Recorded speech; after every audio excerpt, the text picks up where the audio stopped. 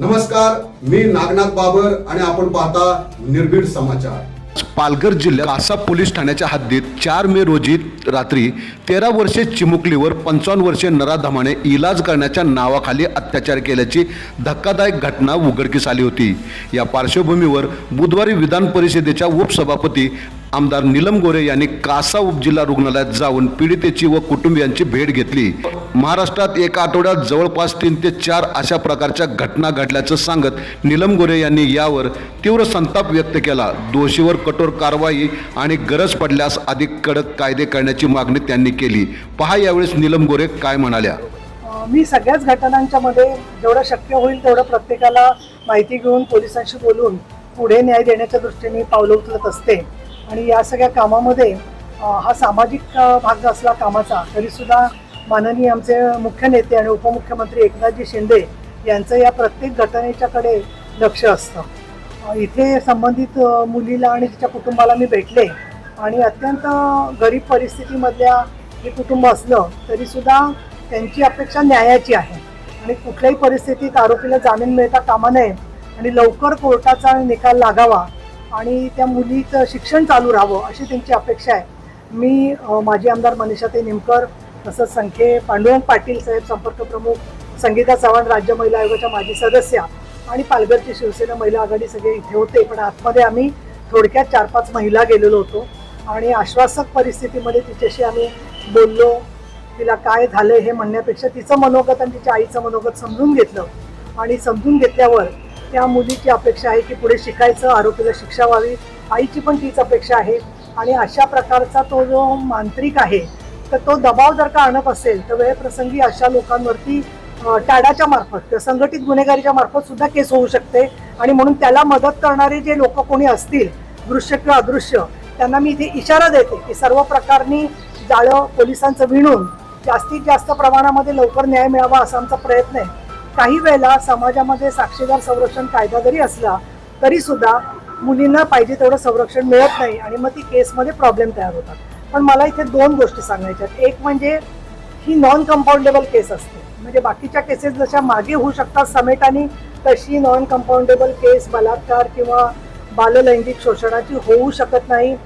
जर का कोणी एखादा व्यक्ती किंवा एखादा अधिकारी किंवा अजून कोणी समाजातला स्वतःला राजकीय म्हणणारा व्यक्ती जर का असा दबाव आणत असेल तर त्यांना सुद्धा तो गुन्हा केला म्हणून शिक्षा होऊ शकते। माननीय न्यायालयाला माझी विनंती आहे की नॉन कंपाऊंडेबल केस असल्यामुळे ही परस्पर मागे घेतली जाऊ शकत नाही केस, ती संपूर्णपणे त्याची तारखा पडून शिक्षा सुद्धा जाहीर होऊ शकते। आता तांत्रिकदृष्ट्या DNA टेस्ट, सगळे पुरावे, परिस्थितीजन्य पुरावा हा सगळा लक्षात घेतला तर मला असं वाटतं की 100% दोषसिद्धी म्हणजे कन्व्हिक्शन या केसमध्ये होणार आहे। आणि जे कोणी असे कारणामुळे काही दबाव आणत असतील तर मी आमच्या सगळ्या शिवसेनेच्या पदाधिकाऱ्यांनी विनंती केलेली आहे की उद्या कोर्टामध्ये जेव्हा केस चालेल त्यावेळेला त्यांच्याबरोबर कुणी ना कुणी सातत्याने साथीला सहकार्य म्हणून संरक्षण म्हणून असलं पाहिजे। आणि मला खात्री आहे की आमची जी शिवसेना महिला आघाडी आहे ती आहे, स्वतः पांडुरंग पाटील साहेब आहेत, हे सगळेजण त्याच्यासाठी म्हणून सज्ज असतील। त्यांच्या गावामधले जे गावकरी आहेत त्यांना सुद्धा माझी विनंती आहे की कुठली केस आहे, मी गावाचं नाव मुद्दाम घेत नाहीये, पण कुठली केस आहे म्हणण्यापेक्षा ज्यांना मदत पाहिजे त्यांना मदत देणं आणि अजून त्या कुटुंबाला काहीतरी नको ते प्रश्न विचारणं या गोष्टी टाळल्या गेल्या पाहिजेत। माझी मीडियाला पण विनंती आहे की तुम्ही अत्यंत जबाबदार आणि अनुभवी मीडिया आहात। अशा वेळेला कुठल्याही परिस्थितीमध्ये आता त्या डिस्चार्ज झाल्यावरती त्यांचं गाव किंवा तिथला तपशील किंवा त्यांच्या नातेवाईकांच्या मुलाखती या तुम्ही टाळा, कारण राजस्थानमध्ये एका महिलेचा चेहरा जरी ब्लर दाखवला तरी आवाजावरून लोकेशन शोधून तिथे आरोपीने हल्ला केलेला। आणि त्याचबरोबर पॉक्सोची 140 कोर्ट महाराष्ट्रामध्ये असावीत असं केंद्र सरकारचा प्रस्ताव होता। माननीय मुख्यमंत्री देवेंद्र फडणवीस यांनी सातत्याने त्याचा पाठपुरावा केला असला की फक्त 38 कोर्ट झालेली आहेत। या पार्श्वभूमीवरती ती कोर्ट व्हावीत। आणि आज विशेष म्हणजे मी माननीय शिंदे साहेबांना सकाळी कळवलं होतं की मी इथे पालघरला येणार आहे, अशी केस झालेली आहे।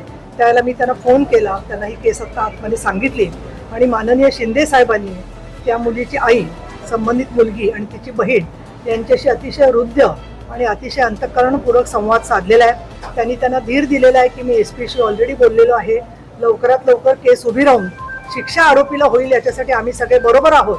आणि त्याचबरोबर इथले शिवसेनेचे जे पदाधिकारी आहेत संख्ये आणि सर्वजण त्या सगळ्यांना पण मी याच्यामध्ये पाठपुरावा करायला सांगतो आणि नीलमताई तुम्ही पण जे काही शक्य आहे ते जरूर करताच आहात आणि अशा प्रकारच्या ज्या ज्या घटना घडत आहेत त्या प्रत्येक केसकडे आमचं लक्ष आहे.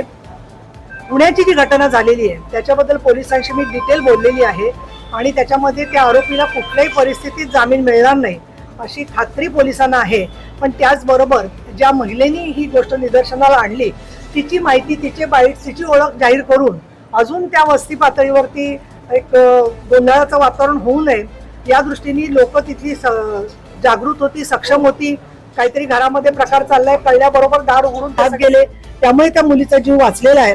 तर माझं म्हणणं, हा प्रश्न तुम्ही आम्हाला जो विचारताय तर त्याच्यामध्ये एक मला दिसतंय की एक लिंगपिसाट प्रवृत्ती संपूर्ण राज्यामध्ये गोंधळ घालते आहे आणि अशा पद्धतीच्या वासनांध गोष्टींना खतपाणी घालणारा सोशल मीडिया आणि त्या पद्धतीचे जोक आणि त्यांना संरक्षण देऊन प्रतिष्ठा देणारे लोक जोपर्यंत वाढतायत तोपर्यंत फक्त जे पीडित आहेत त्यांनाच हा प्रश्न येऊन विचारणं योग्य नाहीये. आणि म्हणून मला असं वाटतं की आज आम्ही जे आलेलो आहे त्याच्यामध्ये आम्ही डॉक्टरशी बोललेलो आहे. त्याच्यानंतर त्यांना मनोधैर्य योजनेचा प्रस्ताव लवकर जावा या दृष्टीने आम्ही पावलं उचलली आहेत. आणि आता याच्या पुढे काही जे लोक येतील तर शक्ती कायदा आणा असं म्हणतात, तर मी नम्रतेने सांगू इच्छिते की भारतीय न्याय संहितेमध्ये शक्ती कायद्यामधल्या सगळ्या तरतुदी समावेश झालेल्या आहेत. आपण पाहत राहा निर्भीड समाचार.